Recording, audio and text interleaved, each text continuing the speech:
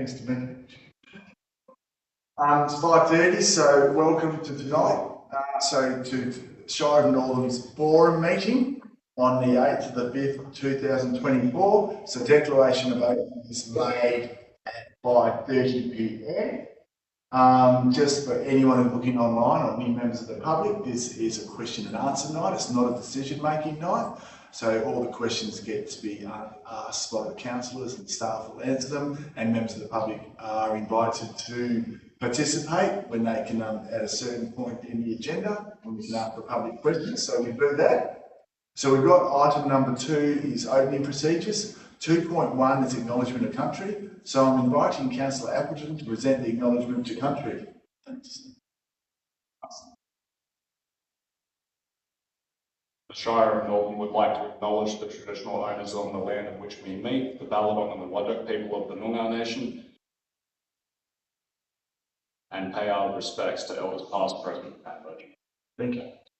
So item 2.2 is recording the council meetings. I've just looked at the camera a minute ago. So members of the council and members of the gallery, that's members of the public, are advised this meeting will be live streamed, that's right now, and audio recorded and made available on the Shire of Northam's YouTube channel, so you can subscribe. If members of the public want to access the recording of the meeting, they can do so via the Shire of Northam website, and it works because I've checked it out myself.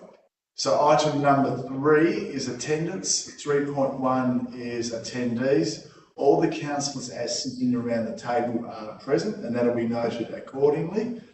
All the staff as sitting around here, so that's -1 I've listed on there, that'll be updated and recorded correctly. So that's 3.1. So we go to item 3.2, apologies. We have an apology from Councillor Bolton. We have an apology from Jackie German. And I think that's all the apologies, if I've got that right. Okay, sorry, and as per the agenda, we've got Councillor Williams has to leave the meeting potentially early, depends on how long we take tonight. But thank you for doing that in advance. So 3.3 is approved leave of absence, that is nil. Item 3.4, absent, that is nil. Now we're going to get to the fun part. So we're going to go to item number 4, which is disclosure of interest. So I have quite a few. I'm just going to go through these as quick as possible. Just going to get them in order. So what I'm going to do, because there's quite a few, so I'm just going to list the item once and then read through the councillors. So the first one is 13.1.1, which is leases for community halls. So there's a few councillors that have declared impartiality. So the next time I tell you which item is when I go to another item. So President Antonio has declared impartiality in this item. Member of various progress associations who are mentioned in the report for lease renewal. So that's that one. So that's minimal. Same item. Councillor Biggerland has declared impartiality. Current Secretary Treasurer of the Wundarri Progress Association and is in a non-paying position. Member of the Bakers Hill Progress Association, unknown to Councillor Biggerland. Same item. Councillor Williams has declared impartiality. Councillor Williams is an executive member of the Bakers Hill Progress and Recreation Association, a member of Kalakali Progress Association, who are both subjects of the agenda item. Members of other progress associations are known to Councillor Williams. Minimal, it's an unpaid position, that's the extent of the interest. Councillor Hughes has declared impartiality. Some members of the progress associations are known to Councillor Hughes. Same item, Councillor Appleton has declared impartiality. Members of the progress associations mentioned in the agenda item are known to Councillor Appleton. Councillor Mancelli has declared impartiality, same item. Minimal, a number of people on community hall committees are known to Councillor Mancelli. Minimal effect, extent of interest, no effect on decision making. Same item. Councillor Gierak has declared impartiality. Members of progress associations mentioned in this item are known to Councillor Gierak. So now we go to 13.1.2, which is Wundarri Tennis Club and Club Room Lease. So there will be a couple of these. So Councillor Gierak has declared impartiality. Members of the Wundarra Progress Association are known to Councillor Gierak. Same item, 13.1.2. Councillor Hughes has declared impartiality. Some members of the Wundarra Progress Association are known to Councillor Hughes. 13.1.2, same item, Councillor Williams has declared impartiality. Members of the Wundarra Progress Association are known to Councillor Williams. Wundarra Progress Association are a subject of this agenda item and that is minimal extent of interest. 13.1.2, Councillor Appleton declared impartiality. Members of the Wundarra Progress Association are known to Councillor Appleton. Same item, 13.1.2, Councillor Mencelli has declared impartiality. Members of the Progress Association are known to Councillor Mencelli. Item 13.1.3, Shire of Northern Bushfire Brigade Local Law 2024. Councillor Gierak has declared impartiality. Councillor Gierak is the council representative on the Bushfire Advisory Committee meeting, and some members of the Shire of Northern Bushfire Brigade are known to Councillor Gierak. 13.4.3, adoption of the 2024-25 schedule of fees and charges. President Antonio, that's me, has declared impartiality. Members of various progress associations who are mentioned in the report for hire of all fees proposed to be regulated. So Councillor President Antonio is a member, so it's minimal. Same item for 13.4.3. Councillor Williams has declared impartiality. Councillor Williams is a member of Bakers Hill and Clackline Progress Associations who will be affected by new community hall hire fees proposed to be introduced. Members of other progress associations are known to Councillor Williams. The extent is minimal. Both positions Councillor Williams hold are unpaid. 13.4.6, Councillor Appleton has declared impartiality. 13.4.6 is differential rates. Members of the Northern Chamber of Commerce are known to Councillor Appleton. 13.4.6, Councillor Williams has declared impartiality. Councillor Williams is the council delegate on the Northern Chamber of Commerce Board and this matter has been discussed. Same item, 13.4.6, Councillor Mencelli has declared impartiality. Members of the Chamber of Commerce are known to Councillor Mencelli. Minimal extent of interest, no effect on decision making. Same item, 13.4.6, Councillor Gierak has declared impartiality. Members of the Northern Chamber of Commerce and proprietors of wheat mill businesses impacted by the differential rating arrangements are known to Councillor Gierak. 13.5.1, so this is Community Progress Association annual budget. President Antonio, that's me, has declared impartiality.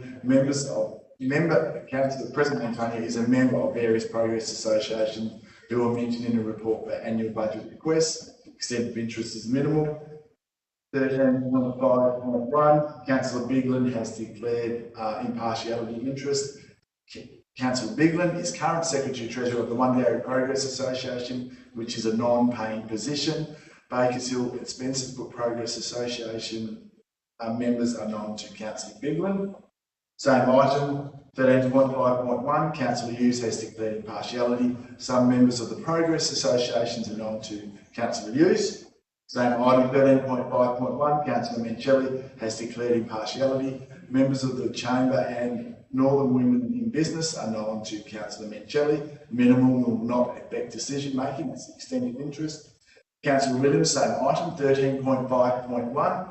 Councillor Williams is a member of the Bakers Hill Progress Association who have applied for funding from this budget. Members of other progress associations are known to Councillor Williams. 13, just going to go back quickly, 13.4.6, differential rates. Councillor Ryan has declared impartiality. Councillor Ryan is a member of the Chamber of Commerce. 13.5.1, still Community Progress Association annual budget requests. Councillor Gierak has declared impartiality. Members of the Community Progress Associations applying for funding are known to Councillor Gierak. Councillor Appleton, same item, 13.5.1, has declared impartiality. Member of community groups mentioned in the report are known to Councillor Appleton. Same item, 13.5.1. This is the last one at the moment. Councillor Hughes has declared impartiality. Some members of the Progress Associations are known to Councillor Hughes. So, problem with that, councillors are well versed in knowing members of the Progress Associations in the Chamber of Commerce. In some. So, and I'll try and go through those as the item comes up. So we're now on page 9.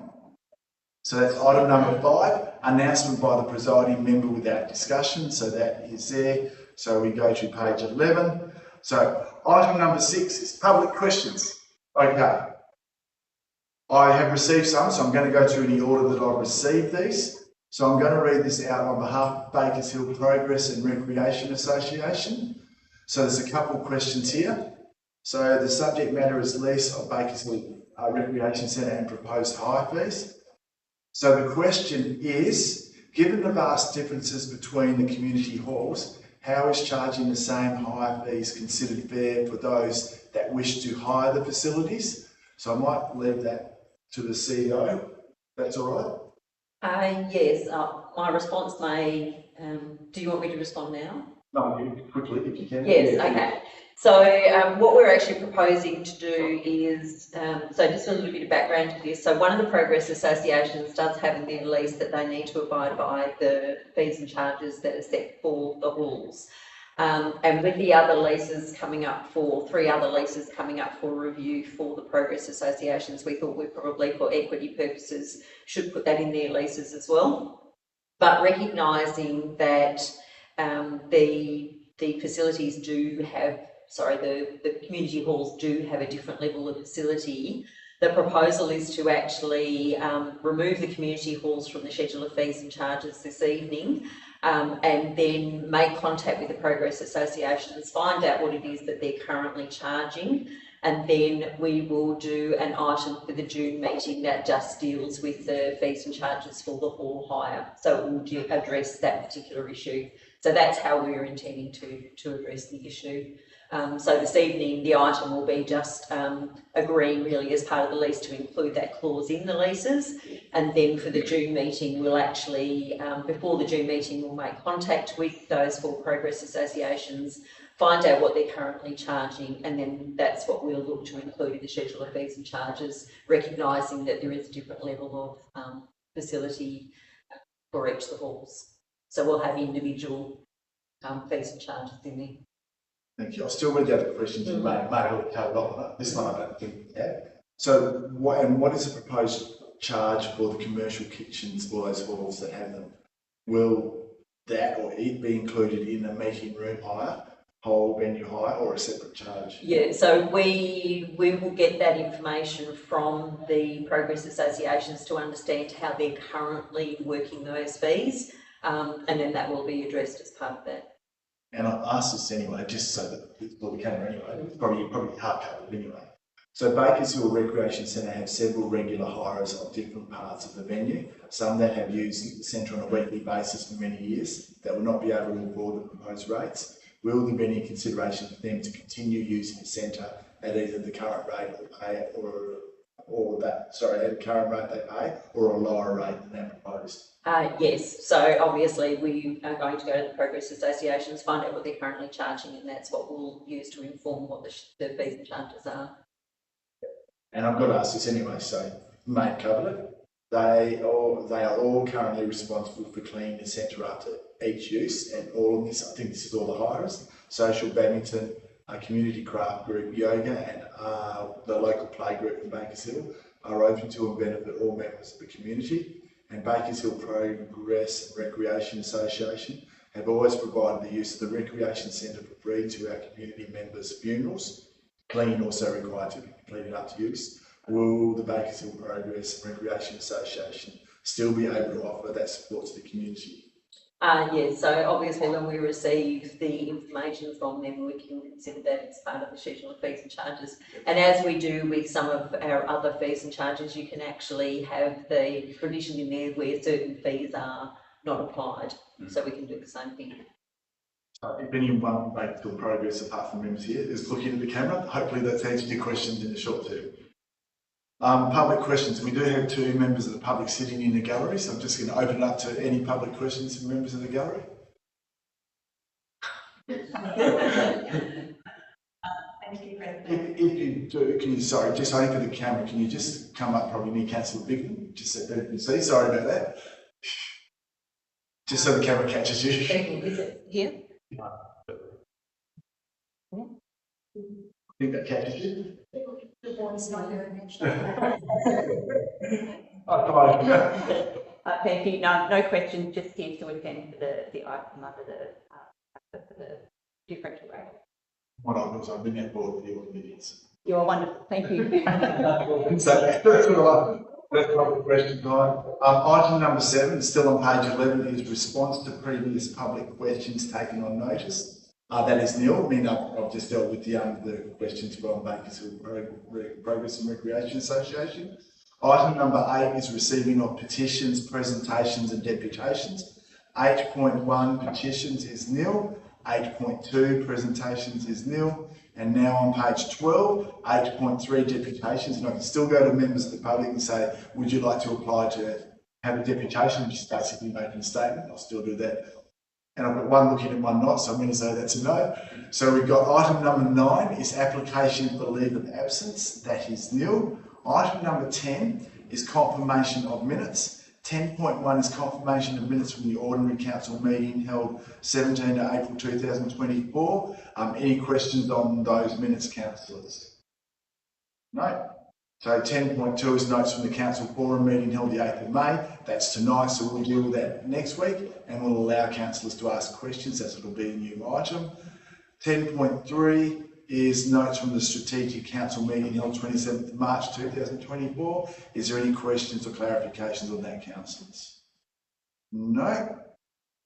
So we now go to page 13. Item number 11 is items brought forward for convenience of those in the public gallery. So we are going to go to page 238, 13.4.6, differential rate,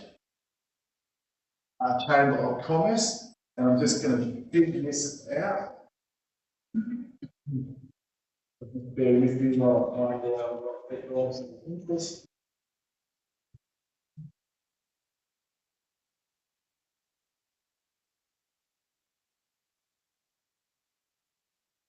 Just a reminder, councillors Appleton, Williams, Ryan, Mencelli and Kira to plead a declaration of interest in this item. So we're just going to go to the page 238. Okay, 13.4.6, differential rate, Chamber of Commerce. So questions, councillors? Yeah, Councillor Gierich. Thank you, Mr. President. Just one question regarding the statement, which I understand that the members, so all people who paying differential rate will be members of the Chamber of Commerce. But then in the KPI of the chamber, it says that they need to increase their membership numbers. So if all the ratepayers are members anyway. Not all ratepayers, it's only the ones that pay the differential rates. Yeah, so there's other members apart from that. So. Okay, so other members are also members. Yeah, other people can be members, yeah. So that's where, if there's increasing, that's where it would be from. Okay, thank you. Okay. Other questions, councillors? Oh, sorry, Colin, yeah. Through the account, I just need to, on that note, just read point 1 in the recommendation, just add the words to relevant ratepayers because the differential rate doesn't apply across the whole site. It only applies to the town of Norton and the Avon industrial. So I'll just alter that words for adoption. Hopefully that clarifies it. Councillor Gierich a bit further. Well. Yes, thank you, because I was on the understanding that the other towns were paying, businesses in other towns were paying differential rates as well. We may as well clarify that. So yeah, so that's a good question. Yeah, no, that was adopted by council, and the last time, like 3 years ago, that it actually went out for survey, and then council adopted that it would remain within the town of Northern and the Avalon Industrial Park. So council made that decision. The additional members that aren't differential rated, a lot of them are coming from the other areas from Baker's Hill. I'll never know that, I would presume some of that. Thank you. Yep. Councillor Hughes? Why it's based around Northern is because it's the town of Northern that put it in before that amalgamation. Okay, hopefully everyone heard that. Other questions, councillors, on this item? Councillor Garrett? So I just recall last year, there were some concerns in regards to actually charging differential rate and giving that money to the chamber. I don't exactly recall what was the issue, but I recall that there was some kind of We have to get sign off from the minister. Yeah, that's right. So originally, Colin, correct me if I'm wrong, originally I think it was deemed for promotional purposes. And I think we had to go to the minister, however we worded it, we had to go to the minister to get sign off on exactly what we're doing, and the minister signed off. That's a bit vague, but that's, so if there was a concern from the legal point of view as such, we got the appropriate sign off from the minister. So we need to go through that process again. I have to ask Colin, do we need to go back each time we do it? No, and else we change the differential rate or the structure of it, we don't have to go back for approval again. So, Hopefully that answered your question. I think that's what you're asking. Yes. So further questions, councillors? I had one, so every councillor's, or it's part of the decision next week, probably through the CEO or to the CEO, are the KPIs strong enough? Yeah, so I have done some work with the chamber to get some KPIs that we think are achievable, but some of them are also stretch KPIs, certainly in terms of increasing membership. So I think that there certainly are some KPIs in there that will be stretched KPIs, I think, for the chamber. Noting that I don't think with the last agreement we actually landed on any agreed KPIs. So having the KPIs in place right from the start, I think will certainly strengthen the understanding of what needs to be achieved with the differential rate and also the reporting of that as well. Thank you. Councillor Mincelli. Yeah, this recommendation is for a 3-year period. Will there be an annual review on this in terms of the KPIs and the amount? The KPIs would be annual, but the amount would be set for 3 years. Set for 3 years, okay. Did I answer that correctly? Thanks. Further questions, councillor? Just want to double check. Councillor Garrett. Yeah, I believe last year there was also an indication that the Shire wanted the chamber to become independent, financially independent. So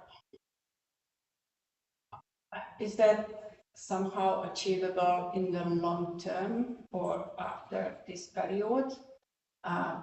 Or this differential rate just gonna be in place? And if it is in place, then how the community will be involved in providing again feedback if it's value for money for that. Pay the differential rate for the chamber services. I know that the chamber has sought some other funding, independent. It probably to answer that's the best every 3 years as it comes up. If it's approved, every 3 years as it comes up for review. That's a review. So that's probably the way to do it. So you've got a chance. After this, before the end of the term, will there be a survey again where the businesses will be able to provide an input regards trustee Gardner? Yes, I think the intention will be that as part of the annual reporting, there can also be that survey undertaken of members as well in terms of their assessment of the benefits. Councillor Williams, question or an answer? Oh, I was just going to mention that there was actually a survey done. Yeah. It was on the result, but That's a good answer. So there was, yeah, so just in case the camera didn't hear it, there was a survey done. Councillor Williams said just to remind them, and the answer was that the members wanted it to continue. And I'll probably just add to that, that it's been 127,000 now for 3 years, and continued 127,000, and overall rate base is grown, so the impact per percentage of the rates to the business owners is actually already starting to decline. Now, I'll do one last call out, see if there's any questions on this item. No? Okay. So members of the public who are interested in this item, you can go at any stage without reference to us. And the decision on this will be debated and decision made next week. So now go back to page 13. So item number 12 is reports of committee meetings. 12.1 is Audit and Risk Management Committee meeting held 22nd of April 2024. There's both receipts of minutes and recommendations.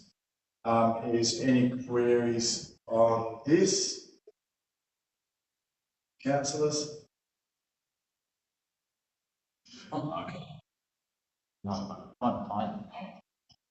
On the not supposed to report on page 11, there's 11 hours there. Isn't that the meeting? Sorry? The president at the meeting is not correct. On I'm just trying to find it. I was going to try and find it quick. Yeah. CEO's going to answer that, Councillor Hughes. Yes, we did actually point that out to the auditors on the night, and we have asked them to change that. So we might have to get them to change that for how we get them to change it. But they had a cover sheet that said the people who were in attendance at the audit entrance meeting, and it listed all of the councillors, but all of the councillors weren't there. So I think we did ask the auditors to change that. So that was their document. But we did ask them, or pointed out to them on the night, that they would need to change that. Yeah, we did actually, yeah, that's what we did. Thank you, Councillor Hughes. Further questions or clarifications on this? I just had one, it's probably not related to this, but it'll come up again. I see in the recommendation there's now it's notes and received and adopt. That the language is changing a little bit in general recommendations, things like that. Just yeah, probably is. Is it changing? Yes, yes. I've answered that myself. So, any other questions on this, councillors? No. So that's the audit meeting, and now we go to page 15. So item 13 is the officer reports. 13.1 is CEO's office. 13.1.1 is lease of community halls. So just a reminder, the President Antonio, Councillor Bingley, Councillor Williams, Councillor Hughes, Councillor Atkinson, Councillor Mancelli, Councillor Girak, all declared partiality in this item. So questions on this? Councillor Williams. on page 19, it lists the outgoings payable by the tenants. And included is that, including but not limited to water, sewage, waste disposal, telephone, gas and electricity. In the case of Bakers Hill Recreation Centre, the water and electricity are actually connected up to the emergency water supply. So the Progress haven't actually been paying those outgoings.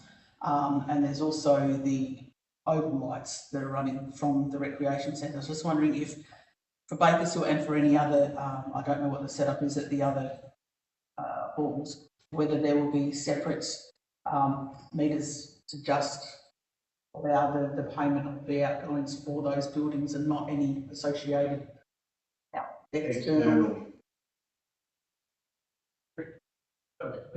We're going to direct that question to Bridge.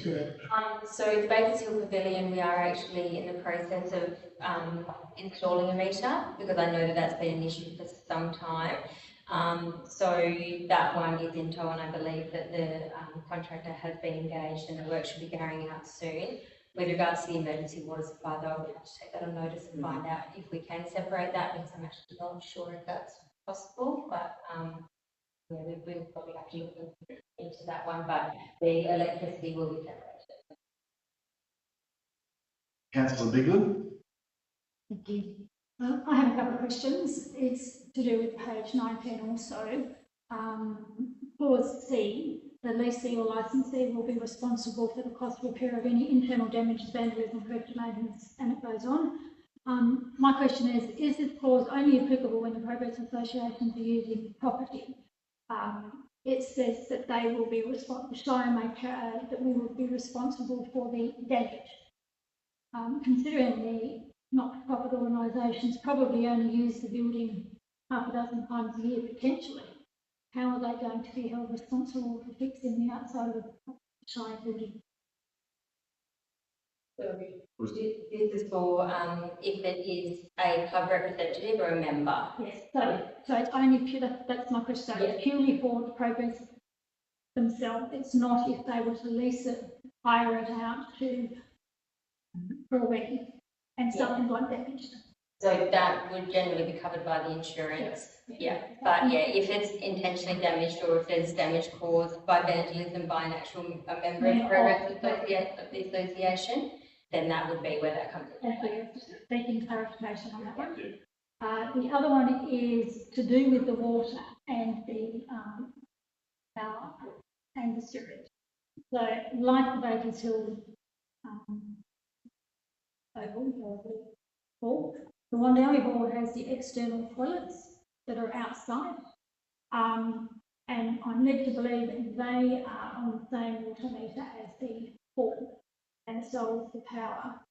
So that we have no control over the usage of that as it's external. My question would be is that I'm sure all not-for-profit organisations have no difficulties in paying for the usage of power and water, hopefully applicable for those buildings. However, the rates component associated with those bills, would the Shire consider paying for the rate component of it and the not-for-profit organisations pay for the usage? Does that make sense? So this policy, this is a council policy.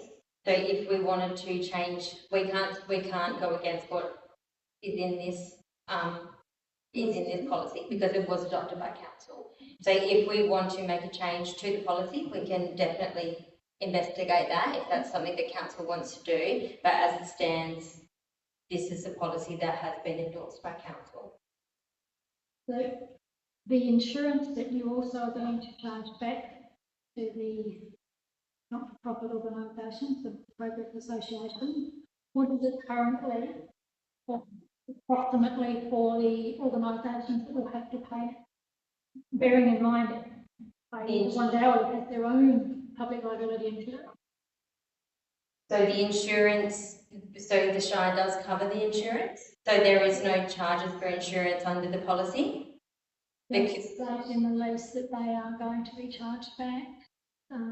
It's just public liability that we will require the Progress Association We to already have. do that. Yeah, So yep, that's it. No, so Right. the insurance, sorry. Yeah, so under the responsibilities of the Shire, it says under B, the Shire will cover the cost of building insurance and the lease preparation fee. Yep. So the Shire will cover the Just cost double of that. checking to make sure that we all understand quite clearly what the responsibilities are, because it does, like all those agreements, it refers to different sections. On the page 25 of the Wandowie lease, it has a circle around the whole perimeter of the whole area. Just confirming that the lease is purely for the building only and nothing else on that area. Because the map actually has a big circle. Page 20. That is my understanding. I'm not sure. I think we've just been remade. I was gonna ask for all of them, councillor, Yeah. because the Yeah. map has got the building, then it's got the big one, I was just going to clarify. Right, for everybody, it's on all the maps. Probably just needs to articulate that it's for the actual. Yeah, seeking clarification as well. Yeah. Yeah, so it's only for the buildings that are highlighted in red. We'll actually see if we can remove the other outline that's on the maps for all of them before the council meeting. I'm just on page 26, which is to do with the publics. Put a little question mark in there about. We might, is that right? We might do that. Don't. Yeah. Don't want to miss out on that one. So that was that one. This Councillor Wiggins just raised the thought, I think a few of the halls might have bushfire tanks and things like that, water and things. Just I'm just thinking out loud about that. Yeah. Just for us to think about the next week. Yeah. Other questions on 13.1.1? Yeah, Councillor Hughes. This does join the one down with Hall and Tennis Court together. Why aren't they listed one? They're on different maps. Different locations. Oh, you can't do it. Sorry, Greg. Well, that's what we understand. Yeah. Further questions on this item? 13.1.1. Oh, I did have one.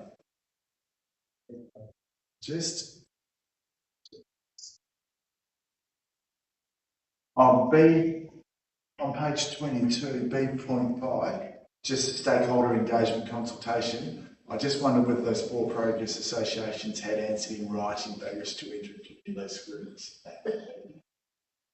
Easy. So, no more questions on that item, councillors? So then we go to page 26. I know I'll be looking in a minute. 13.1.2 on Cowie Tennis Club and room lease. Just a reminder to the councillors, GEAR use, I'll mention Williams because that'll be for next week. Appleton and Shelley declared impartiality in this item. Councillor Bigelow, I will go to you because you're going to ask a question. No, it's okay, I'll work it out. Yeah, Councillor Wright. Thank you, Mr. President. Just with regards to the facility itself, when was the last condition report conducted and what is the current condition of the facility? And is there any budget considerations in regards to the upgrade and maintenance of that? Can I just clarify with the facility, you're talking about the tennis club rooms, or tennis courts or the club rooms? Or both. So it's in there, so can you answer that on bricks? I know you can't. The tennis courts, I can give a bit of an overview. The tennis courts are in pretty good condition. There's no issue with the tennis courts. The club room itself is, we actually don't have access to it, but when we looked at it probably 18 months ago, it needs a fair bit of probably work. But the progress, we're happy to do busy bees to clean that up. It's more the toilet block that will be affected when the museum goes ahead, and that has to be demolished because it's not compliant and it's not usable and affordable. And just to clarify, so the lease area is not going to include the toilet block. It's only the courts, the club room, or the storage kind of club rooms. It's quite a bit of damage to the paving out the front of between the basketball court, the storage area and the tennis court. So that's been breaking it up and throwing it onto the tennis courts. But again, we were going to look at with our own conjunction with the Shire, looking at fixing all that up. So that's your question, Councillor Wright? Not really. Just when was the last condition report done for the courts then? So I'll take that one on notice and take that. Further questions on this? I did have one myself. It's only truly because of the comments about the community halls. So do we have set fees for Shire-owned sporting facilities? So if there was tennis courts right across the Shire, do we do the same thing as a horse? Like sort of about the fees that get charged? And it was just a reminder, it wasn't specifically for the tennis courts, it was just as a reminder for all of them. Do we have a do we extend what we do into the hall to all the Shire sporting facilities that are managed? I was in that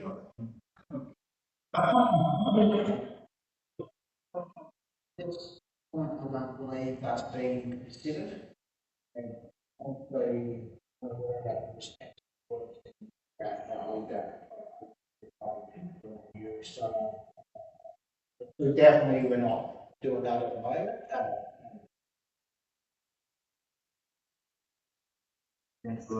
Bigman? We currently, whilst we've had the list of the court, to encourage community to use it, we haven't actually been charging because they're not pay for it, and so I guess that gets back to the power and the water component. But I know within the Shire schedule of rates there is a fee for tennis clubs that if you were going to do it down the track, I would have thought we would have to follow those schedule of fees. No, I can't let the words. No. It's like a rugby camp. There are a number of local governments that I'm aware of that actually allow their tennis courts now to be used by the public free of charge to encourage the usage of them, really. So I'm not sure that it is something that we would include in the list for this particular facility. Further questions on this item, councillors? And then we go to page 33. So 13.1.3, Shire of Northern Bushfire Brigade Local Law 2024. Just a reminder that councillor, periodically impartiality in this item. So questions on this, councillors? Councillor Ryan? Thank you, Mr. President. So just with regards to, I suppose, the workshopping. So tonight or tomorrow, next week, is the plan then once the proposals put forward that it can go out to public comment, then we're going to do workshopping as part of that process or after that process. Well, would that be looking at, like, say, June, July, or would that be a bit too? I would hazard a guess to say it'll be before the start of the next bushfire season. So it'll all be in place before the start of the next bushfire season. So which would be late September, early October. So that's the goal, is that would have it in place. Yeah. And that would be also including delegated legislation committee and legislative council giving it a thumbs up as well. Through the chair, I mean, we don't have any control over their processes, so it just depends how long they take. But the idea would be certainly to workshop with the Bushfire Advisory Committee. There isn't a particular time frame in place in terms of when we have to have it in place, but certainly the Commissioner of Fire and Emergency Services has said that all of the local governments who have got bushfire brigades have to have a local law. So we are working towards that, but there's no definitive time frame on that. So it will just depend when we can do the workshopping with the Bushfire Advisory Committee. Further questions on this, councillors? I did have a couple. I just noted here we're using the City of Wanneroo as a guide. Do other councils? Do you know if other councils already have the local law as well? Did we? It's probably we have to do it anyway. Yes, there are other local governments who've got them. The reason we've used the City of Wanneroo is that they're the latest council to develop the local law. They also had some issues with the Joint Standing Committee on Delegation. and they were basically told to go back and rework it. So this is probably the most contemporary example we can find of a local law that we understand will probably get through the Joint Standing Committee. And with this, if once all this goes ahead, assuming all goes, is BPAC then a committee of council? Or is that a separate process? That's a separate process, so that won't be covered by the local law. No worries. And just, councillors, there is 2 recommendations there. So we've got the one about the local law, we've also got the one about the second recommendation that the CEO approves of any future review of the bushfire manual being endorsed. So I just want everyone to be aware of that we're going to deal with that next week as well. So any further questions on that one? No, so then we go to page 46. So 13.1.4, Wagga request for reduced licence fee, office space, Northern Visitor Centre 2, Grey Street North. Questions on this one? I've got one question. I don't know who's so because that room, that room is sort of a fairly big room, it used to be used as a function room. So that definitely means we can use that room then. Take it for functions or meetings or whatever. I take it. I'm looking at anyone just. Yeah, so certainly the intention is that it's a licence arrangement, I believe, which means that well, we don't have exclusive use of it. So yes, we can still use it when we need to. Obviously, we need to be conscious that we need to use the office at the same time, but it is a licence arrangement rather than a lease arrangement. So it's not exclusive use. Thank you. Further questions on that item, councillors? No. So then we go to page 50. So 13.2 engineering services, 13.2.1 Northern CBD streetscape strategy. I'll get that out. Questions on this, councillors? Councillor Ryan. Thank you, Mr. President. So, with regards to trees, notice that like we're looking at, there's some consultation using natives, a lot of natives.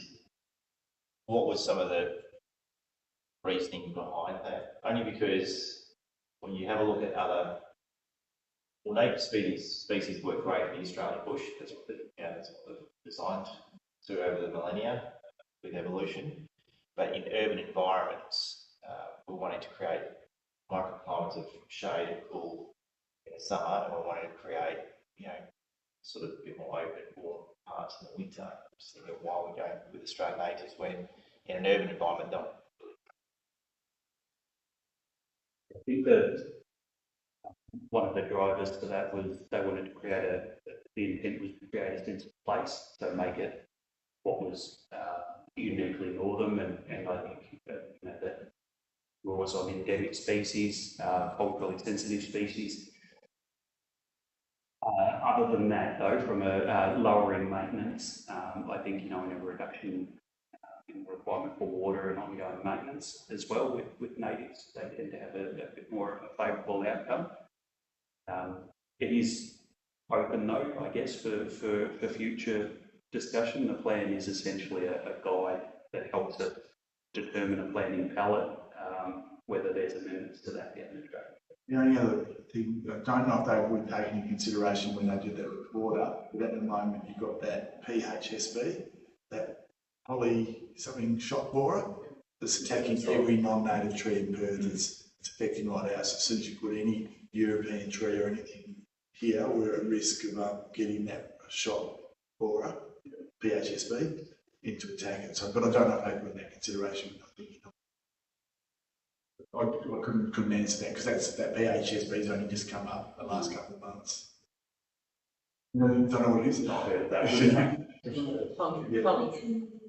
Probably something shot borer, PHSB. But that's a massive risk because they're destroying all the European trees in Perth. Yeah, the only concern I've got is that trees are a very large investment for the community in terms of years. for them to actually get to a stage where they're useful and they provide the right sort of requirements and things. So it's not like something that we can necessarily delay, because obviously it's the longer you delay, the less benefit the community is going to get with tender shade and warmth in winter. But I think that needs to be a lot more consideration given to the time that we have to create that nice space for people to go outdoors during the summer. It's nice and shady and it's just nice to be outdoors, I suppose. Our sun is, brutal, particularly in our second summer that we have. It's absolutely brutal. First summer's so bad, but our second summer is like really, really hot. So I think that needs to be taken into consideration as well. So we'll debate that next week, and it's a good thought for councillors and staff to think about in a week what we can do. Yeah. With that one. Councillor Bigland had a question. Entry statement. There's an entry statement proposed for a redesign of the current entry statement, and it works out to be about $36,400. I also note that there was 2 entry statements in the budget review with a value of $125,000. Considering there is entry statement there, why would we want to be redesigning this current one as opposed to just potentially beautifying it and without spending money on a new entry statement? 125 plus the 36, nearly $200,000 on entry statement. No, I'm not sure that that is well spent ratepayers' money. Yeah, I think the intent for this document was just to give us some guidance around, the landscaping in particular. I think that's probably, council may decide that that's where the best bang for buck is spent on landscaping, using the additional money that's in the council plan for some larger scale entry statements themselves. But yeah, planting could be an option. Currently, it's got in here 9.04, about $25,000 to replace, try and install a new entry statement, or a lot of money. I think I might just explain. So the intention is that this provides a full set of guide to how we would, over time, and if you have a look at the plan, there is a stage in planning there, over time, how we would develop, or how we would probably almost refurbish the town centre to keep it within a particular palette. And then the table at the end has just been provided in terms of an indication of costing. So what will happen over time is we will have some budget allocated potentially, and then it will be consideration back to the streetscape plan to say, okay, how are we best placed to use that particular money, and the costings that they've provided just give us an indication of, if you've got a budget of $200,000, this is what you might be able to do, this is how you might stage it, but the intention is to certainly ultimately end up with that consistency of look and feel and creating that sense of place through the Northern CBD. But the intention is not to say this says you will now do one of these and one of these and one of these. The intention is to provide it for a guide and then also give some indication of what the cost might be if you're actually looking to do those particular elements at that time. So the intent of the Seascape Northern Town Centre, is this intended to be a consideration for all the satellite towns out to have their towns to be revamped and re-looked at with signage and gardens and new signs down their streets in the future, or is this just a consideration only given to the Northern Town Centre? When we did the workshop, I asked that exact question. So the guiding document was to do the same palette. So when we had the logo, I think in there it's got about with the farming community and all the history and things like that. We're trying to cover that so you had the colours that can be applied to every town centre. That was the intent that we had as councillors when we went to the workshop. So it can be applied, so it's a Shire wide palette. That was the intent we had. Were you at the workshops, Paul? Was that- And from the public consultation, the feedback that we got back from that initiative as well, that was pretty strong. As you know, we want Shire-wide linkages, not just the town centre. So although the initial intent for this document might have been to focus on a very limited space within the CBD, I think that it's evolved to lend itself to other areas within the Shire as well. Maybe the document needs to be tailored slightly different to demonstrate that that is the thinking of the Shire as opposed to just the town centre. Yeah, look, obviously its initial intent was fairly restricted. I'm not sure whether that was based on outcomes from the council plan that sort of lent itself to being quite restricted. But I think as it's evolved, the community feedback was pretty strong in that let's look at what makes Northern as a Shire unique and bring those elements in. So you will have the agricultural side, you'll have the endemic species within our planting palette, the colours of, you know, there's a bit of consideration for that, and then how we can make our approach consistent across any area. I think almost like we would with a style guide. Councillor Mincelli had a question, I believe. I did have a question, but I think the discussion's probably negated it to a certain extent. This is only a guide for the future. We're not proposing to launch into this and, you know, go crazy with the expenditure and all that sort of stuff in the very near future. Is this a stage development over, say, how many years? Yeah, absolutely it is. I think 3 years under the council plan was the initial intent. We've deferred for 1 year to give ourselves a little bit more time. But yeah, definitely, and I think it lends itself to a lot of wiggle room in how, not only how we stage it, but what we include within each stage as well. So it's a good guide to get some consistency and get the ball rolling. So, you know, a lot of the thought was put into let's look at a triage approach, essentially, where we really need to start spending our money first, and that the money is spent in a coordinated, rather than ad hoc. Thank you. Further questions, councillors? No? Oh, Councillor Wright. Is it possible that we could get some further information just in regards to the parkland trees and what their shade density would be usable? Yeah, absolutely. Thank you. Yeah, I've taken the rationale for the selection of natives on notice. I think I'll add to that as well. Looking at the current shade, potentially even the lifespan. The intent isn't to go and knock down stuff and replant in line with this guide. It'll be a staged approach as and when required. So when we do need to focus on replanting a certain area, we'll use this guide for consistency. I think we can probably have a look at that and maybe that'll help us rationalise selection of bang for buck vegetation, you know, things that aren't going to disturb our buried infrastructure, but also give us water-wise, sensible, culturally sensitive planting palette as well. Further, Councillor Atkin.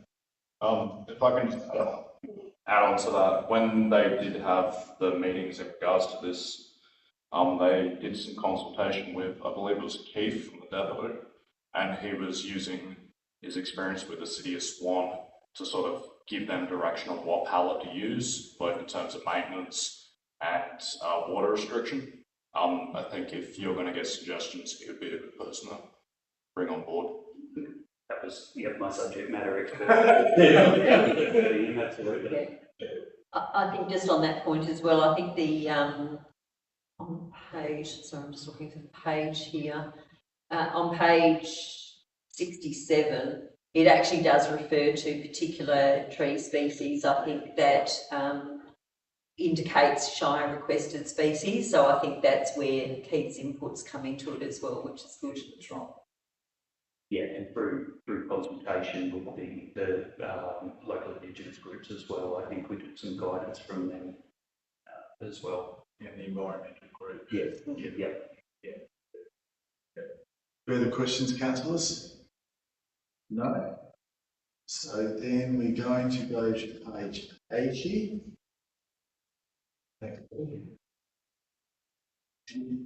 So 13.3, development services. 13.3.1, proposed telecommunications facility.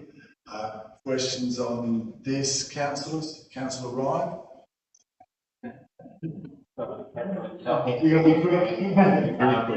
So just, there's a black spot in Penn Road on Grace Highway. That's fairly consistent that when well, myself and others live Telstra. I don't know if it's the same in Vodafone or not. There's no coverage for Telstra, there's no coverage for it. Thank you, question on that one. Yeah. So when you get to Voting Penn Road, it starts getting phased out and basically you drop out until you get to pretty much the overtaking lanes going up.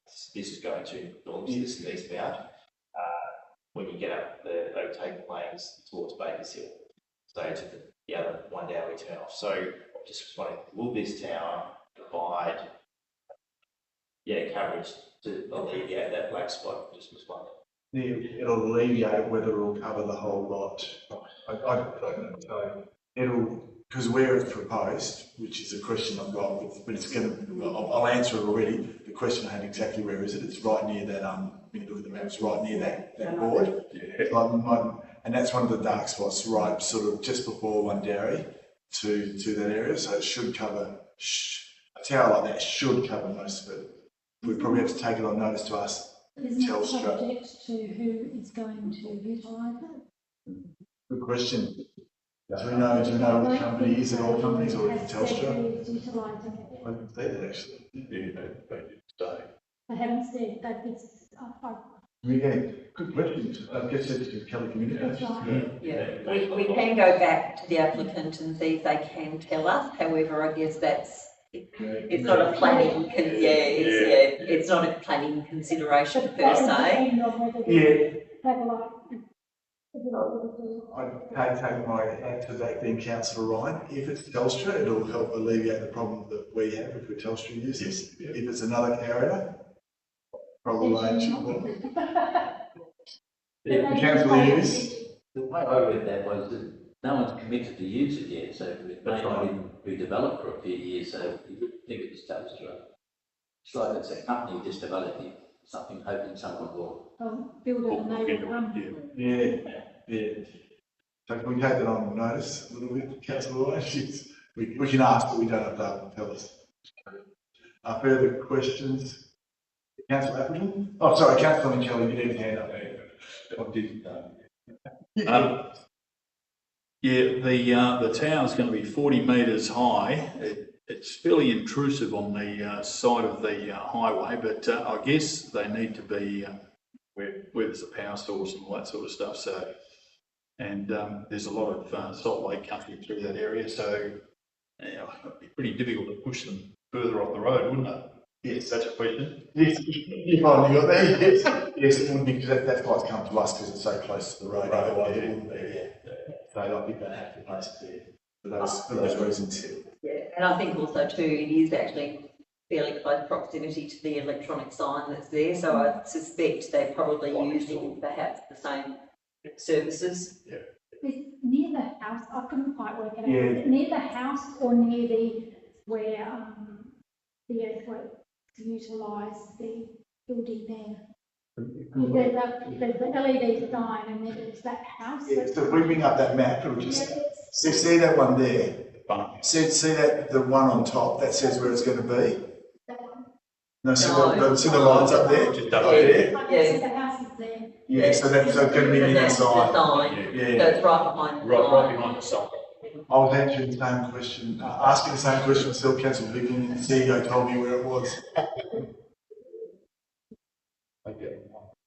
Further questions on this, Councillor? Oh, sorry, Councillor Atherton. Part 4 of the recommendation talks about making it a certain colour to fit with its locality. So really much point having that in there when it's going to be a 40-metre high tide now. You're not going to paint it blue. Well, it would be nice if it's green. I guess, I mean, Jackie's not here to answer, but I guess that's how, so that it's stopping from painting it pink or something that was obtrusive to the environment. So at least you've got some control over what colour it is. I'd say so. So you'd have something, that's not offensive to our landscape. Yeah. So instead of something, unless you paint it with one of those new American paints where you see through it. So Councillor Hamilton. Is the billboard not offensive to the arts then?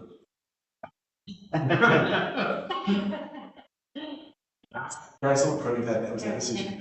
Yeah, I think you disguise it like a palm tree, like within the bar. Probably something. No, other than I think the intention is to, as much as possible, have it blend with the environment. We've got some suggestions. Further questions, councillors? So no, then we go to page 103. So 13.4 is corporate services. See column coming up. 13.4.1 is accounts, statements of accounts. April 2024. I haven't seen any questions emailed in at this stage.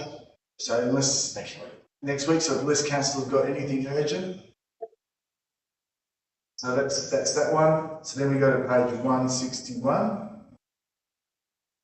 So 13.4.2 financial report for the period ending 30th of June 2024, and you'll see the note there saying we'll get this report by next week, so we'll treat that as questions you might have questions before. So we've got that one, so there's nothing to do with that one. Then page 162. So 17.4.3 adoption of 2024-25 schedule of fees and charges. Just to remind the council, President Antonio, Councillor Williams for next week, I declare impartiality on this item, and the CEO would like to make a comment before we ask questions. Yes. So as I referred to in the public questions that we received about the community halls, the intention will be between now and next week is we'll change the schedule of fees and charges to remove the reference to the community halls, and then we'll deal with that as a separate item to the June council meeting. So that will be a change between this meeting and the council meeting next week. So other questions apart, everything apart from the hall? Councillors? Yeah. Councillor Mancelli? Just in relation to page 178, something about liquor. Should I find it? There's a incorrect figure there. The previous fee was $153, and I think the figure that's put in there for the new schedule of rates is $19, but it should be $159. So if I could just ask for a correction on that one, please. Hang on a moment, Page 79. Section 40. Page 179. Sorry, 178. 178. Yeah, 178. I'm just trying to find it. It's on 179. Sorry. What? IX advertising costs or applicable letter for consultation on site sign is of 153 and it says $19. Oh, yeah, that's right. So it is on 179. Thanks like that. Yeah. Tom's got that. That's that one. Yeah, that's it. Oh, that was yours. Yep. Other questions, councillors? Yeah, Councillor Guerra. Yes, thank you, Mr. President. I was just wondering about that, I think last year as well, but I don't remember what was the response. On page 181, why the annual club fees are different for different sporting clubs? It's the amount, it's the quality of, like the one Jubilee Oval, they've got bigger facilities, like for an example, Colin will probably answer this. The ones at Jubilee facility have got more facilities, things like that, so they get charged more, where the peripheral ones, their facilities aren't as big and flash, and they don't have as much space. They all vary? like, I'm not sure if some of them using the same facilities, but You might answer that better than me. I'll just get to the page, but yeah, in general, it really is because some of the facilities do cross more upkeep than others. For example, Henry Street Oval has a lot more to upkeep than some of the smaller ovals and other areas. It also comes down to usage, where they're heavy users. The seniors, say, with Henry Street is the senior football club, training and the games are harder on the turf. There's also a consideration that council had adopted several years ago to consider the juniors and not to enforce the cost down as much as the juniors. But it is a complex situation, metrics to try and ensure that everybody is, being charged for an activity. It's not. Could be reviewed again, but it is very difficult. but it's really cost recovery, really, Yes. depending on Certainly not cost recovery, no, cost recovery or swimming clubs or anything like that. It's a long way, from, you would put cost recovery in the things that. Cost recovery appropriate. Proportional. Yeah, proportional, yeah. Correct, proportional upon the cost that it is. That's all right. Thank you, Mr. President.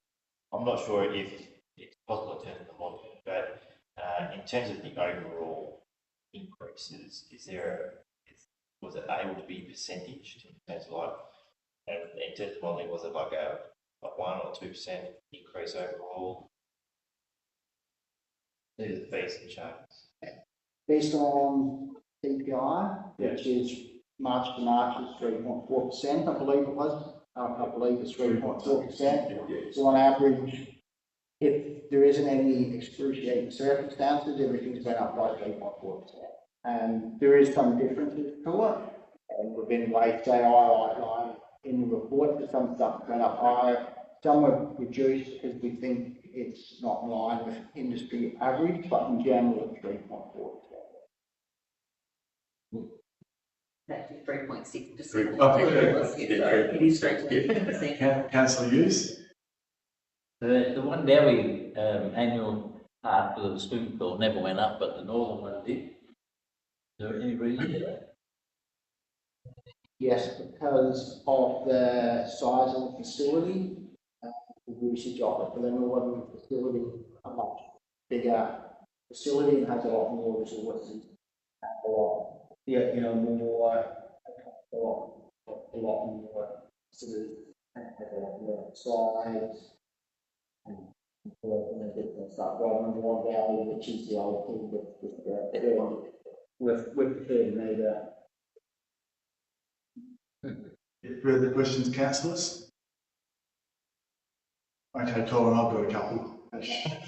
So just generally, so the complaints I think councillors have got the last year about fees and charges, the big ones were rural waste, that fee that we implemented last year, and the family pool pass, which I think the family pool pass has been addressed.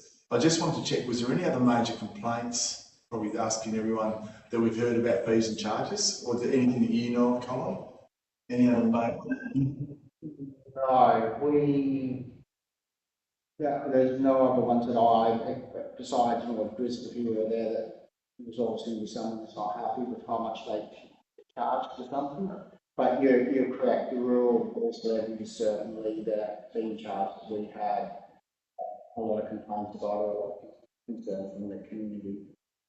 I'm probably asking so that we're just aware of if there's anything else that we need to cast our eye over.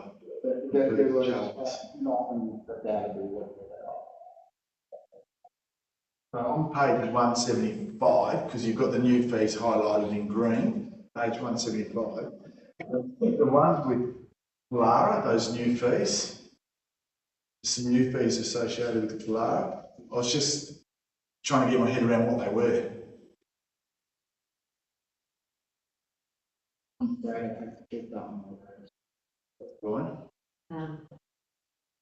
They They may actually be related to our funding agreement, so we can check that, but it might be that there's been some changes to our funding agreement and that's resulted in us having to put in some additional fees and charges.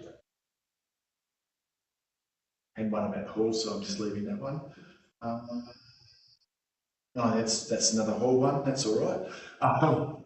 So two of the halls. So on page 184, because you made a comment about this, and this is one of the ones that comes to us in the community. It's the mention about the pool family pass, the fees being reduced. I was just trying to find that on page 184. It's in the commentary, Jan, it said that the family pool pass, if I got that the right way, pool family pass, the family pool pass is being reduced. There was a commentary before, so I just wanted to find that in there. Pretty sure that's the swimming pool fees. I only asked that because it was it's mentioned in the commentary, the pre-commentary. The fees weren't going up. No, they're not going up, so the fees are the same. Oh, so it's staying the same Yes, instead of going up. it's not increasing. Yeah. That's been increased. And the question, the other one we get, Collins, is to everyone, is we always get when the pool comes out every year, there's concessions for seniors, I believe. Yeah. We get the feedback from the other concession holders that they can't get it. So should we be considering a reduction for the other concession holders if they're not seniors? It's probably something for us to consider for next week, because that's what we get. We get that feedback every year. Why do seniors get it and we don't get it? And might be a question for you every year. So am I on the wrong path? Because that's just the feedback we get every year. Yeah, I think I'm not sure what other concession holders there might be. It might be if they hold healthcare cards or something like that. But I think maybe we might need to see whether the Department of Local Government is going to continue the including the pools in the kids sport program, because if they are, it could be that that's how people will get their concessions through the access to because they expanded the kids sport program to cover the regional pools as a trial, and the Shire of Northam's pools were in that, so both Northam and Wundowie. So it might be worthwhile seeing whether that program is going to continue, because that might give those people that opportunity to access lower fees as well.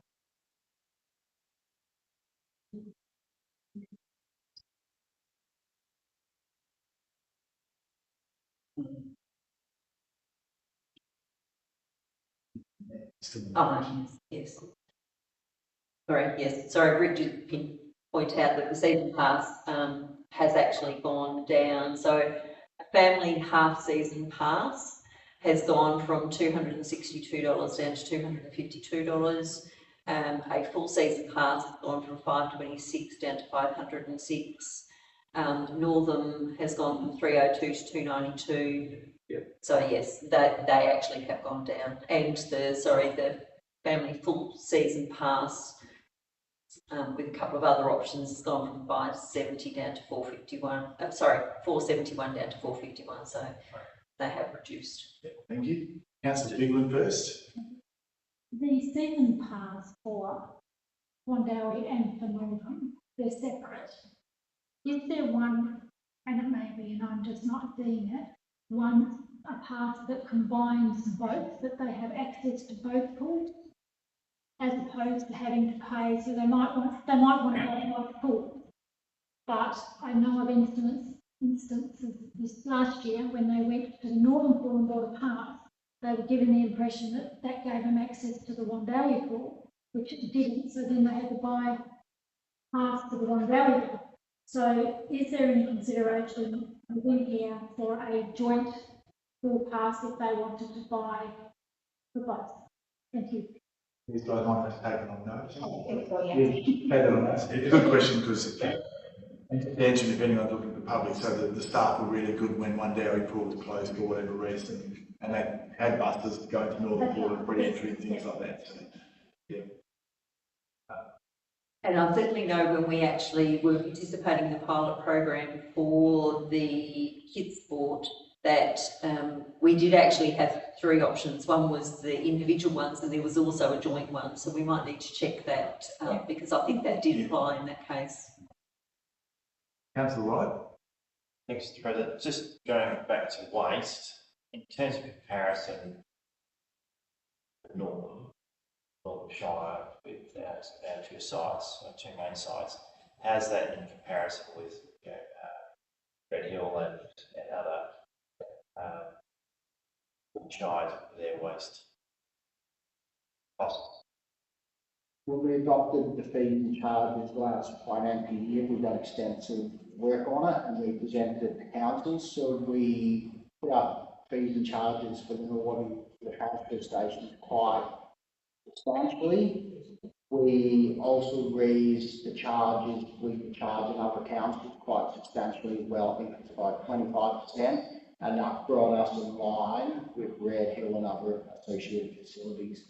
This year, the waste department has had a look at what the other facilities are charging again and have ensured that we keep up with that price. We've also brought in a new fee for anyone that comes from Metropolitan. So if someone drives up here from the Metropolitan area, they'll be paying more than the Shire of Northern, and likewise regional pays for what the Shire of Northern gets and stuff. That's another topic. No one else said tonight. There's another one there. Other questions, councillors?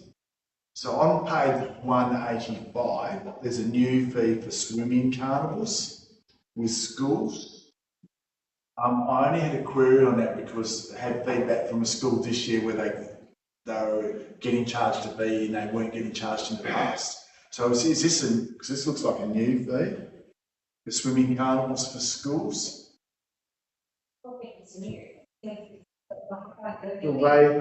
Unless, see that on page 185, you've got that green. They're highlighted green. It's highlighted green, there's nothing there before. Yeah. So I'm just curious about that because the schools were complaining about the fees that they had to get charged. So I just want to make sure that we don't get reputational risk by charging a fee where they didn't get charged in the past. Through the chair, that was actually an error with the fee that was calculated at the time. So we adjusted that fee and then the school were okay with that. So I think what had happened is that there was, when the fees were calculated, there might be 2 fees that were added that there should have only been 1 fee. So that was actually then corrected and brought back to, I think, probably what's in line with what's in the proposed fee. Oh, so the old fee schedule had different spots and Yes. it's all in this one? Yes. Okay. All right, so further questions, councillors? No? Okay, so that's fees and charges, so we'll be looking at that next year. We go to page 190. So 13.4.4, revised long-term financial plan. Questions on this one? Apart from me? Okay. So page 205 and 206 as examples. What are the X and Y axes on this? There's no matrices showing. Oh, okay. The exact axis is the local government score through Treasury Corporation. And the Y-axis is the years. Every year. So basically all we're plotting is the score on page 204, we're plotting that score that we get out when we plug it into the MyGov website. Yeah. And I might ask, I'm only saying this so everyone can see, because this is quite hard to read, might need a print out of this so we can have a look, because if you're voting on these ratios and things like that, I just want to make sure that we understand what we're doing, because it's, even when you expand it, it's still hard to read. Yeah, if that's all right. Certainly print if you want to copy off it for Yeah. Oh, so Councillor Gurek? Yeah, if I may also ask, because it's really hard again to interpret how to read these FHI radar charts. I don't quite understand. So, so when, like the data cannot be read, maybe that would help. On page 204, on the bottom of page Yeah, 204, the one that's- like there are quite a few Yeah. of them, and it's Yeah, there's quite a few. there's no explanation how to interpret those charts. I wasn't having that much fun in success in making it bigger and reading it like that. Yeah, it's actually, you can see what's this. Oh, what happened? But I just kind of try to make sense. I don't know how to exactly interpret it. So the green is good and the red is bad, Correct, green's good. and the white is non-existent. Yeah, the whites were very weak, so the green's good, the red is medium in between, so that's like a medium score. And then once we get up around the top, which would be, up around the top would be the yellow, and then that would be the best score. So maybe that one there, the closer out you go towards 10, the better off the score is. So really we're looking for 10 on each of the ratios. So when the red goes to 10, that's good. Yeah, that's right. So when the red, when the red goes into the green, that's bad. That's not good. Yes, I interpreted. Yeah, so it's going backward. Our scores are pretty good, anything over 60. And if you look just above it, anything with a score over 60 underneath the ratios on the MyGov website class is a good score. And they're not. Yeah, we can't really that either on the. Yeah, correct. They're not quite as good as they were our ratios before COVID, so we've come down quite a bit. Noting that these ratios are now not required within the financial reports anymore, and the local government, the Department of Local Government are actually looking at developing a new set of ratios that will then feed into the centre. Further questions, councillors? Thank you. So, Councillor Wright. Just following up on that comment, so if they're going to be developing a whole heap of new ratios, when is those ratios likely to be put into play, and then we'd obviously be wanting to adopt those ratios, so then we'd have to revise our plan again. Correct. The ratios won't mean we'll have to revise this plan, because this plan is based on the ratios that are current at the time and that we've used. We've used the ratios in here to measure sustainability, because we believe that was the best way that we could show sustainability, and the ratios on MyGov website. It's looking like the ratios will come in for the 24-25 financial year. Is the proposal at the moment. So their first annual report, financial report, we'll report them will be the. Thank you. Councillor Mincelli. Yes, on page 103, regarding the ratios, if you look at the figure for 2024, it says 7.00 and all the other ones around it are 0.72, 0.73. So I think there's an error there. Behind it's 0.74. Page 203. Yeah, at the bottom of the yellow, the yellow band. Yeah, that had me a little bit perplexed last night. Just wanted to see if you're paying attention. I do. Aren't you taking the 3.71 off? Yeah, I think it should be. 37. Pardon? If you take 3.71 off both figures, off your 7.6, 1.42, 1.7, what would you see? Yeah, but the others are all 0.73, 0.74. So that's a bit of an error, I think. Or am I totally confused? I thought revenue. The rural ratio, see how it's 0.73. Oh, yeah. Sorry, thought revenue. Yeah. 0.7. 0.7, yeah, I thought. Right, so further questions on this item, councillors? No? No? Councillor Geary, Yeah, just on page 215. so 215. 215. Under cash flow from operating activities, fees and charges. Again, that was just what, there was last year 7.5 million, and on either side it's only 4 point something. So why is that big difference? And the difference just is the way that we're recognising them. So in the 23-24 financial year, we've changed the breakup of it slightly, which is why it's shown such a big difference. And the changes in chart of accounts as well has affected the way that sits with it. But I think overall the revenue is pretty consistent with last financial year. The major drop down, the major differences was within the operating grants, where the 23-24 financial year had very few operating grants because the federal assistance grants were being paid. Further questions, councillors? Councillor Bigland first. Mine's not to do with mine's to do with the capital project stuff, the other one's one, which is over that one first. Councillor Ryan.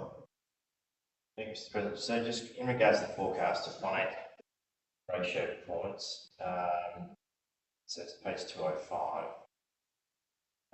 Just note that there's no operating surplus. That graph. Correct, we don't have an operating surplus until the years 2029, 30, 30, 31. Councillor Bigland. Just wanting to clarify my passion to do with the entry statements for the 75 and the 50 on page 217. Did we not discuss moving that out of the 24-25 budget?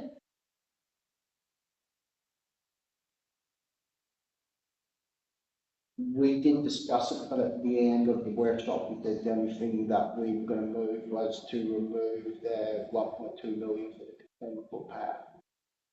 It was discussed at the meeting, but it wasn't said to push it out. Remembering this is a plan, so it will be adopted as well. I understand that, but it appears that once it's in the plan and in the budget, the busy beavers get in there and they start spending the money on what's in there without potentially considering whether it's, because it's there if they want to spend it or they need to spend it, and I'm just not convinced again that given 25,000. I'll just clarify that, because this is a long-term financial plan. So it's, can Councillor Bigland debate this at the annual budget review?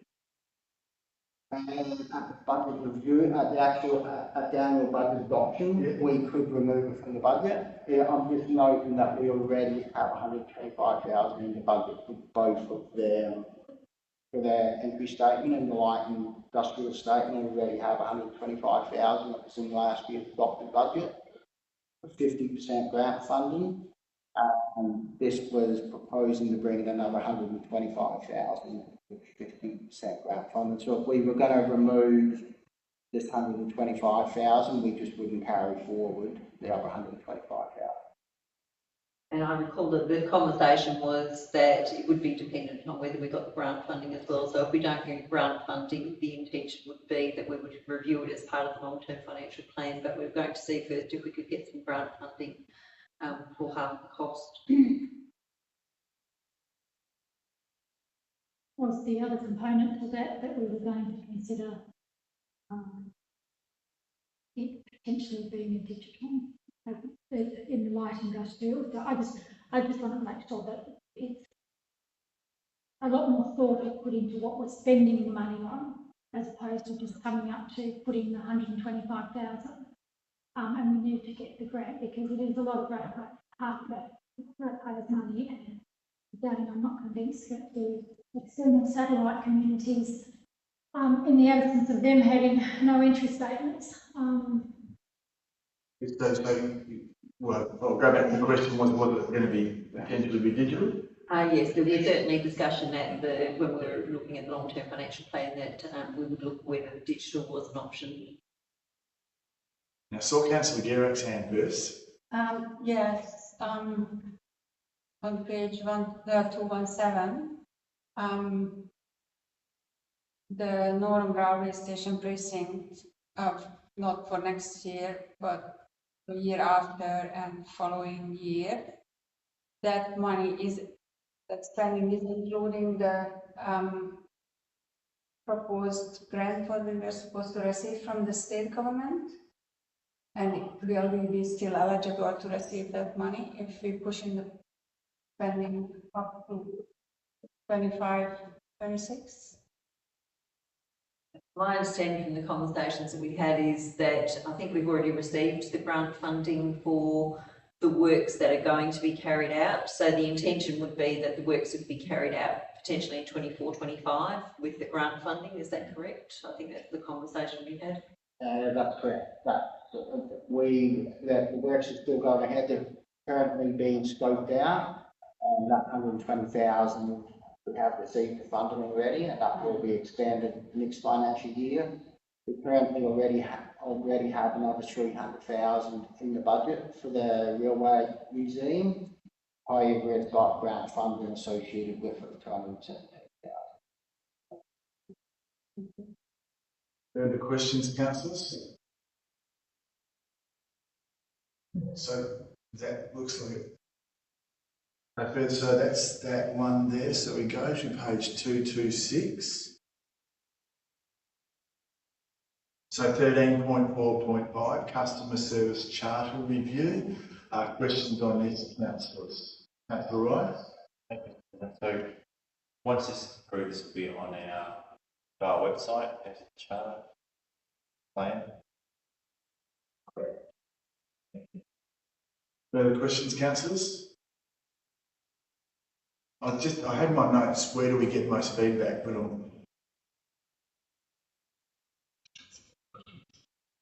I said, where do we get this one? Where do we get most feedback? It's about the customers, the charter review. Most of our feedback on customer service is are you meaning just overall? Yeah. Customer service is generally through IPS. Yeah, so it is. Yeah, that's good. And those forms that are on there, have we had those forms as part of this thing? Are they online as well, so people can do them easily? Do you know my perennial thing, Councillor Bignell, I've always got something about making forms easy to use. The forms does work, so if you want to do it. Yeah, there is. That's good. As long as they're online, I'm happy. Yes. Councillor Gerak first. Yeah, I just noticed that spelling of some of the words is not Australian spelling, but I like that it's really by the organisation. If you've got something like that, can you email that in, please? Just for corrections. Yeah, Councillor Ryan? Thank you, President. So just in regards to ICSs, in terms of clearance rates, always that this will be a question I'll notice, I'm sure. But just in terms of overall clearance rates of those requests that come in, what's that's down here? Is that in the monthly report? It's in the monthly report. They'll take it on notice, but it is in the monthly report. Councillor Gerak? Just in our standards, I noticed that there is reference to calls and letters, but there is no reference to how emails will be responded to. So are they falling under the same category as letters? Yes, that's correct. Yeah. Further questions, councillors? So this one we go to page 256. So we've already dealt with the next item. So 13.5, 13.5.1, Community Progress Association annual budget request. Just to remind President Antonia, Councillor England, Councillor Hughes, Councillor Michele and Councillor Williamson next week, Councillor Dirac, Councillor Atherton and Councillor Hughes, all declared impartiality in this item. And finally, it's through the declarations of interest. So 13, this questions on this, councillors. Councillor Bigelow. What is the methodology used for these? So the grants were 98,000 or 95,000 in total that were requested, and the councillors team have come up with allocation of 36,000. Why is it 36,000? And how did you derive at those figures? So, in fact, can you point to the page? I'm just trying to find the, sorry. 268. Yep. The recommendation. Thank you. 268's got the recommendation. Yeah, There is one for it as well. I think it was There's another one. well, I think it was in the very beginning where. Well, it must have been, yeah, I'll just go back. It was 95,000. Yeah, this is probably the applications we have. And the total that we've allocated, yes. So my question is how did you derive it only allocating 36,000? Why only $36,000? Because when we've gone through, we've identified why we think this should be allocated the funding and why this shouldn't be allocated the funding. And then what we've allocated is that amount. From council can say you want to include something we've said isn't included, and then that obviously would change the figures from there. So page 259.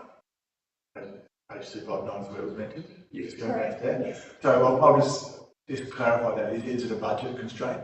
Like this? I guess that's where I'm alluding. Yeah. No, I think where we've come from it's more these are the things that we've been asked for. We've gone through and said we don't think this should be funded because of X, Y reasons. We think this should be funded because of it's proposed and all the rest of it, and that's how we've derived at the figure that we have. But all of the applicants in their own right would feel that their request has merits and should be totally agree. Considering we are spending a lot of money on other items that are in the satellite communities and progresses do not have the ability to fundraise substantial funds, and it is difficult to get a lot of grants. Their only option is to get money through the support of the Shire. Looking at all of them, their requests seem fair and reasonable, but haven't they, to make their community a better place for their town. So I believe that the funding of 36,000 for them is just not substantial enough. We'll do that debate next week. Yeah. But I think the CEO's just got to, before you go to you, Councillor, is that right? Yeah. I think that in the past, the funding probably has been around this amount as well. So I think the allocation of funding probably has been around the $30,000 to $40,000 mark. Obviously, that would have quite an impact on the operating budget if we were to increase substantially the budget for the progress associations. There is a couple of them as well where we've actually suggested that they be funded from other sources rather than from this source. So so they would be captured. I think the biggest issue is the amount of money that's being asked by the Spencer's Brook Association for a building that is not owned by the Shire, which is probably quite different to a number of the other facilities that are owned by the Shire. And I've got to clarify on that item. Sorry, Councillor, but I will get to you. Now, Colin's back. Do we have a line item for this? Because we recommended on page 259, we've recommended 36,000. We recommend all the recommendations for 36. Yeah. do we have a budget allocation sort of every year that's 36/40 or something like that? No, we used to have step allocations, and about 3 years ago, we changed them, and we go through this process, so the line item will be whatever comes out of the report. Just want to clarify, that's I better go to Councillor Atkinson. Thank you. If we have a look at the playground equipment that's being requested, page 263. In the officer comments, we've just spoken about the fact that there is no set budget and they're chosen according to their merit. It says that the officers are supportive of the project, but not recommending it for the budget due to the number of requests, but it also encourages them to reapply next year. In my mind, that's the officer telling me that it is a valuable project, and if there is no technical set budget, I don't see why that's not part of the consideration. Question mark? Well, Carol's trying to figure that one out.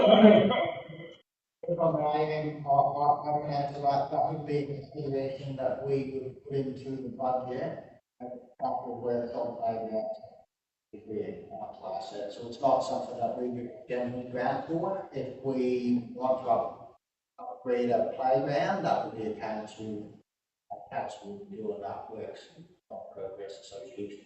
There's no reason why it can't go into consideration into the budget at the moment. Just knowing that we are guided by our parks and playgrounds plan, which is what we use to guide on upgrades to parks. So just on that point, in the recommendation of asking them to reapply for it next year, we move that. We have that recommendation outlining what you just said.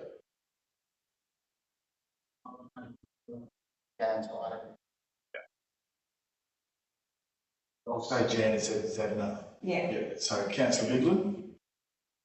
The playground equipment. I was going to ask the question and I've lost what I was going to ask, sorry. It was to do, following on from Councillor Atkinson. So there's your question, Mark. Yeah. That's a big list, that's In good. the past, that they have received, waited for my time, council funding to put play equipment into playgrounds. And you say it's got to go through the parks and gardens. But at what time have we considered the satellite communities for their upgrade of their playground equipment? When was it last looked at? Probably part of an asset, I'm guessing probably part of an asset management plan, so I'd rephrase it, Councillor Bigland, if that's all right. Yes. Yep, so have we got an asset management plan for all our playgrounds across the Shire? And correct, there is a parks and asset management plan that was adopted, I believe, by 2 years ago that council adopted in the plan. We do have an allocation, but I would presume that when progress associations were given grant amount, that they could spend that on whatever they want. I am aware of in some instances that they spend that on capital programs. But perhaps one of the things I know that was done in more now, but certainly since we've had the allocations, we haven't been the last couple of years, if you have to look through the words that we haven't been recommending capital grants that they've been funded through William Council.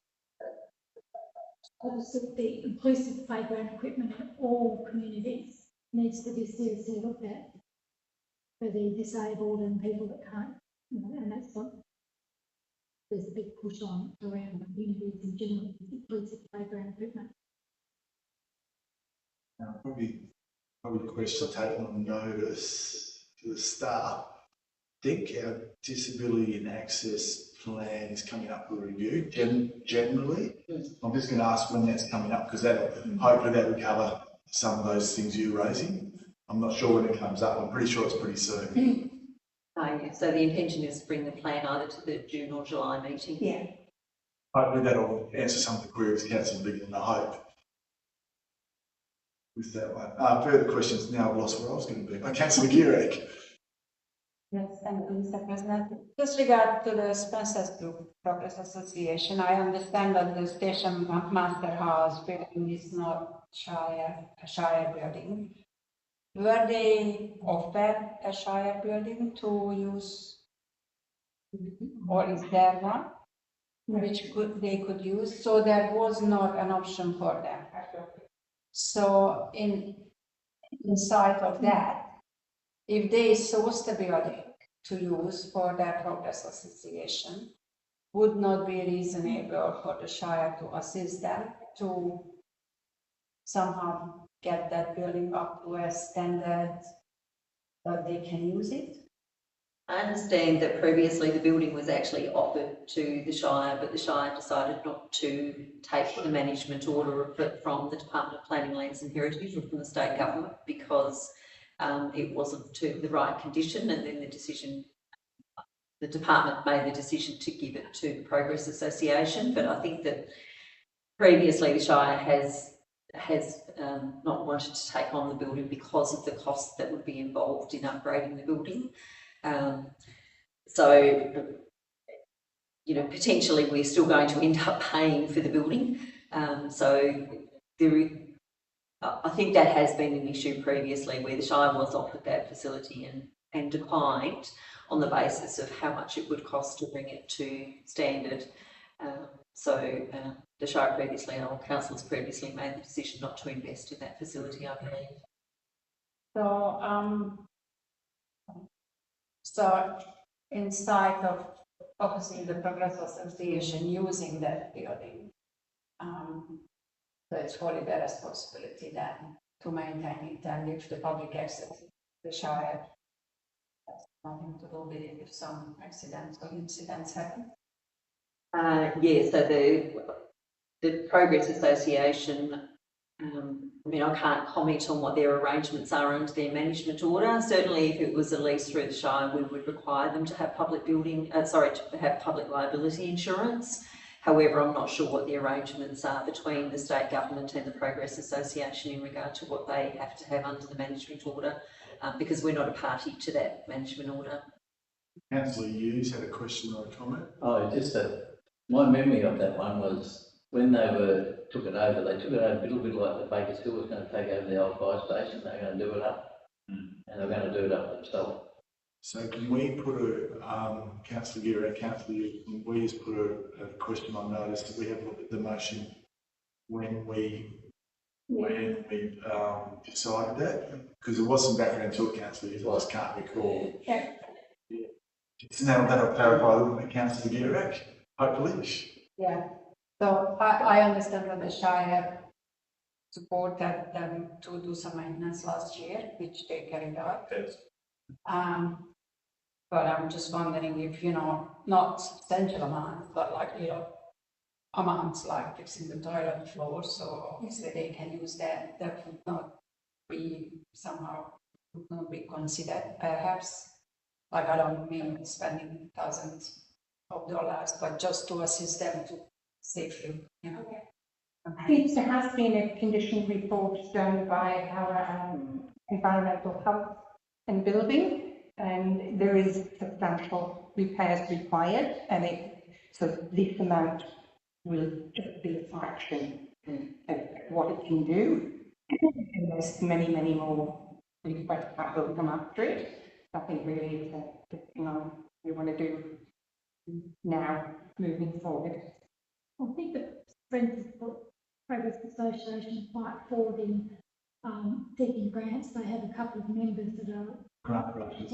Grant writers. So I think they're certainly in the background doing their own homework to get grants, and I think that we should consider helping them. And we certainly would, but I think in terms of our recommendation here, we just felt based on Council's previous decision, it wasn't necessarily the wisest move to allocate funding to them. We can debate next week. Anyway, further questions, councillors? Yes. Councillor Mantelli? Spencer's Brook, is there an impediment to allocating money because there's only 84 people in the town or the area? Consideration is that it was a very small parcel of the community, and I think when you're looking at allocating council funding, you do look at the fairness across the whole of the shire. But is it true that they've got no facility at the moment apart from the station master's house? I think they do have a local public house, but I don't think they want to use that. And the shed that they were using for the markets on Sundays, is that a Shire asset? I think it was the old fire shed. I was going to say, I think it was used around the pictures were used that as well. no, I was going to say if it's a Shire asset, is that something that the Shire could offer? That's what I was. Yeah, they were using the park. For some reason. I think it was around the facilities that were in there. There were restrictions. There was some compliance issue. If it's a Shire asset, so I'm just sort of, if It is a Shire Is it a Shire asset? It is a Shire asset, yes. Could we spend the recommended allocated funds for a Shire asset? That's where I'm going. So if there was an issue with using it. I think we'd have to understand what that money would get us in terms of the fire shed. And the other thing is too, that we have had the report that Jan has mentioned done in terms of the condition audit on the building. And there's probably some substantial work that needs to be done that we have offered to the Spencer's Brook Progress Association to meet with them to understand from a building and structural perspective what they would need to do in the first instance. And I'm not sure whether the funding requests that they put in necessarily aligns with where we see the biggest structural issues being. So there is a challenge there as well. Councillor Shelley had a question first. Yeah. Is the station master's house on the council municipal heritage inventory at all? No, council, I think it's on state, I believe. I think it's on the state. It's on the state? I believe so, yeah, but I heritage will double check inventory. that. Okay. Then, yeah, perhaps they should kick in. You know, it was a nice hand pass from the Department of Planning, Land and Heritage. When they read that decision, they would probably cover that, I think. Yeah. But it's interesting. But you know, there are other heritage buildings around the Shire that need a lot of work as well. So, yeah, so we'll need funding for them as well. So, I'll rephrase it. Say, will we need funding? Yeah, will we need funding? Yes, we will. Yes. Councillor Gurich? Yes, so there was that comment made that the Spencer's Brook community is very small and that might affect the funding of the Progress Association. But then again, we funding here the Southern Brook and Wellington Progress Associations, and I don't think they've got much bigger population either. So should the size of the community could be in consideration with the What officers have taken into account there is that we've not really made any previous applications for funding, and the amount that they have requested is very small. But the size of the community doesn't really impact the. No, I think where we're looking at, obviously we've only have a small pot of money, is how we can distribute it the best way across the Shire. Yeah. Further questions, councillors? No. So then, go to page 269.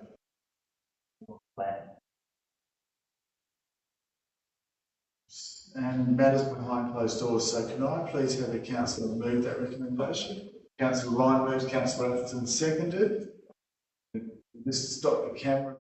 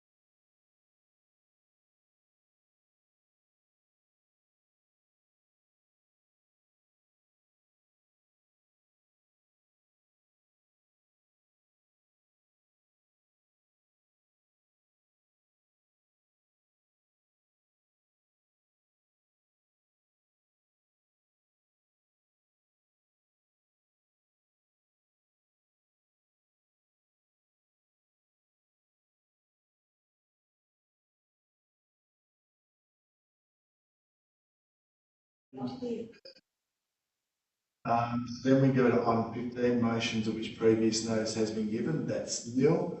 Item 16 is urgent business approved by decision, that's nil. Item 17, declaration of closure is made 7:56 p.m. Thank you, staff, everyone, and thank you, council, for setting your